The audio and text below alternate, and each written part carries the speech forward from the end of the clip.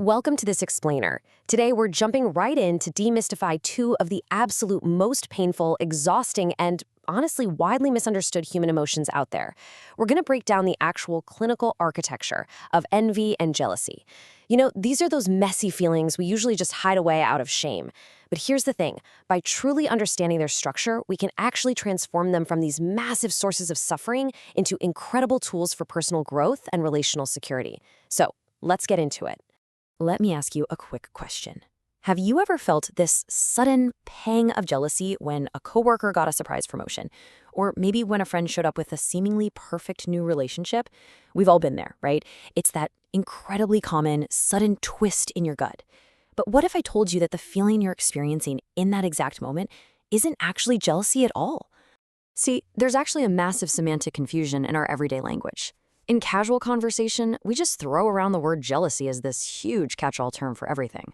But clinically speaking, what you feel when that coworker gets a promotion is actually envy. Envy is all about feeling a personal deficit regarding someone else's success. Jealousy, on the other hand, is about a perceived threat to a relationship you already have. This distinction is absolutely crucial for this explainer, because, well, you literally cannot treat a feeling if you haven't accurately diagnosed what it is in the first place. Okay, so let's look at our roadmap for today to see exactly how we're going to untangle these concepts and finally give you some concrete therapeutic solutions. We'll kick things off with part 1, the confusion, envy versus jealousy. Then part 2, envy, the two-person trap. After that, part 3, jealousy, the three-person threat. Then part 4, looking at the roots of relational insecurity. And we'll wrap it all up with part 5, evidence-based treatment and coping. All right, let's dive right into section 1, the confusion between envy and jealousy. These two emotions very often travel together, kind of acting like a 1-2 punch to our self-esteem, which is exactly why they're so incredibly hard to separate in the heat of the moment. But when we break down the fundamental differences, it becomes super clear. Envy operates on a dyadic structure. That just means it's a two-person dynamic.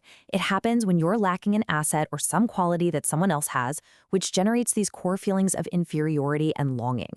Jealousy is triadic. It's a three-person dynamic involving you, a valued partner, and a perceived rival. Its prerequisite isn't lacking an asset at all. It's the active threat to a relationship, which brings up a huge fear of loss and suspicion. So the bottom line to remember here is envy is about deficit, while jealousy is about threat.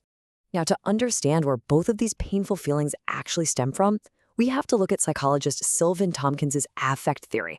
Both envy and jealousy are basically emotional transformations of the deep biological affect of shame. When we measure ourselves against this idealized image of another person and we come up short, our self-stability takes a hit, and that activates biological shame. So rather than beating ourselves up and viewing envy or jealousy as moral failings or massive character flaws, we really need to understand them as natural, self-protective biological responses. Moving right along to section 2, let's focus squarely on envy, the two-person trap. We're going to look at how this steep feeling of deficit actually operates in our everyday lives. Here's the thing about envy. It rarely just happens overnight. It usually strikes hardest as this slow, gradual erosion of your self-esteem, triggered by upward social comparison in 3 highly sensitive life domains. First up, career achievements, like watching a peer get recognized, which immediately triggers insecurities about your own professional pace.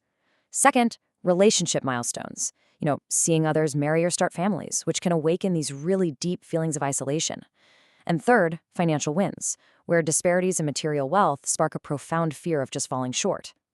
Witnessing your peers succeed in these specific areas is a classic trigger for feelings of personal stagnation. But how we react to that feeling of stagnation changes absolutely everything. Envy actually splits into 2 distinct typologies, benign and malicious. Benign envy happens when you look at the other person's success and think, okay, they deserve that. And most importantly, you believe that same level of success is completely attainable for you. That leads to striving behavior and genuine inspiration. Malicious envy, though, that kicks in when you believe their success is undeserved and you feel like you lack any personal control, meaning their goal feels totally impossible for you to reach. And that's what leads to gossip, passive-aggressive devaluation, and social sabotage. The big takeaway here. Your internal locus of control, meaning how much power you truly believe you have over your own life, completely dictates whether you get inspired or you turn toxic. As the writer Lawrence Durrell so astutely put it, It is not love that is blind, but jealousy. Now, that brings us to a rather punchy philosophical pivot. We are officially leaving the relatively slow-building comparative nature of envy, and we're diving headfirst into the sudden, much darker, panicky waters of jealousy. Welcome to Section 3, Jealousy, the three-person threat.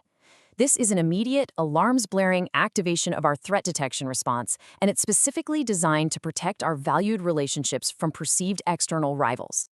While we almost always associate jealousy with romance, it actually spans across a whole bunch of social contexts. Yes, for sure, it happens in romantic relationships, fearing emotional or sexual abandonment. But it also pops up in friendship circles, like when a best friend spends a ton of time with someone new, triggering anxiety about losing your social status.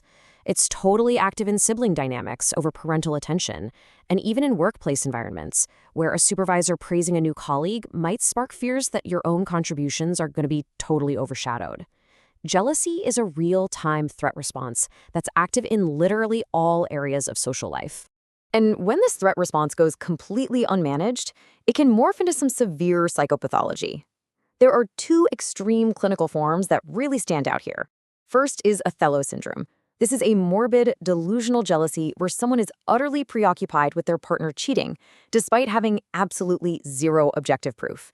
No evidence, just total panic. Then there's retroactive jealousy, which is often called Rebecca syndrome.